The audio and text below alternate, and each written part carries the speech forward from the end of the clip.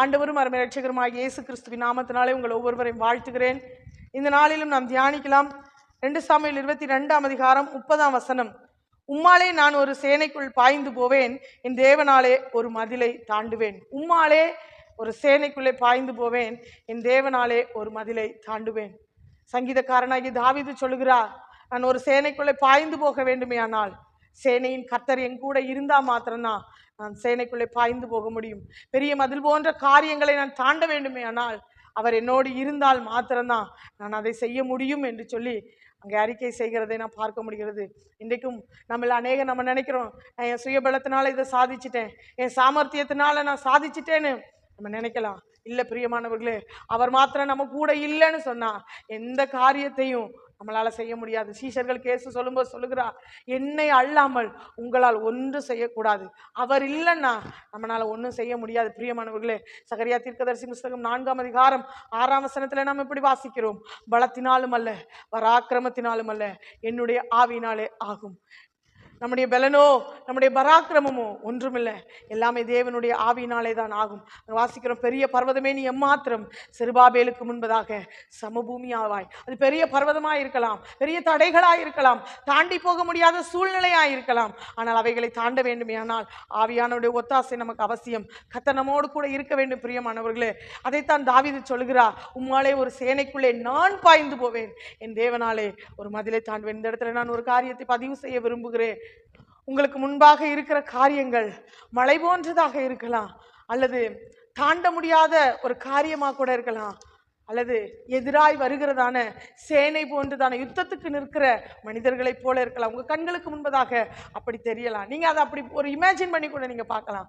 ஆனால் இன்னைக்கு நான் உங்களுக்கு சொல்கிறேன், தனி ஒரு மனுஷனாக நின்று நான் எப்படி இதை செய்ய போகிறேன், தனி ஒரு மனுஷியாக நின்று இதை நான் எப்படி செய்ய போகிறேன் அப்படின்னு நீங்கள் நினைப்பீங்கன்னா தேவனாலே ஆகும். பிரியமானவர்களே, அவர் உங்களுக்கு ஒத்தாசையாக வருவாரே, ஆனால் நிச்சயமாக அந்த சேனைக்குள்ளே பாய்ந்து போக கர்த்தர் உங்களை பலப்படுத்துவார். அந்த மதிலை தாண்ட கர்த்தர் உங்களை பலப்படுத்துவார்.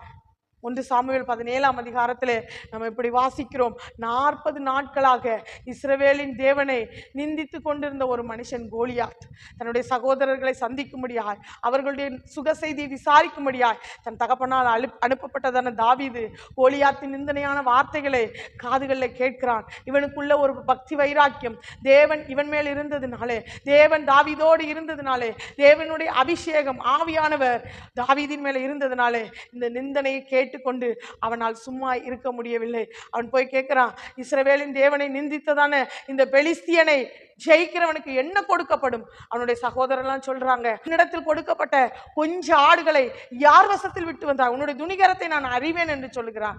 ஆனா தாவீது சொல்கிறான், நான் இஸ்ரவேலின் பாளையத்துக்கு வந்ததற்கு முகாந்தரம் இல்லையோ என்று சொல்றான். ஒருவேளை நான் தகப்பனால் அனுப்பப்பட்டு தான் வந்திருக்கேன், ஒரு முகாந்தரத்தோடு தான் வந்திருக்கேன். உண்மையான காரியத்தை சொன்னாலும் கூட மறைமுகமா ஒரு காரியத்தை சொல்றான், இஸ்ரவேலின் தேவனை நிந்தித்ததான இந்த பெலிஸ்தியனை ஜெயிக்கும்படியாகத்தான் நான் வந்திருக்கிறேன் என்று சொல்லி அங்கே அவன் அறிக்கை செய்கிறதை நாம் பார்க்க முடிகிறது. பிரியமானவர்களே, அதே போல அவனோட யுத்தம் பண்ணும்படியாக கடந்து செல்கிறான். நீங்க அங்க வாசிச்சீங்க அப்படின்னு சொன்னா, கோலியாத் சொல்றான், நீ என்ன தடியோட வர்றதுக்கு நான் என்ன நாயா? நான் இன்னைக்கு உன் தலையை வாங்கி அதை ஆகாயத்து பறவைகளுக்கு போட்டுருவேன் அப்படின்னு சொல்றான்.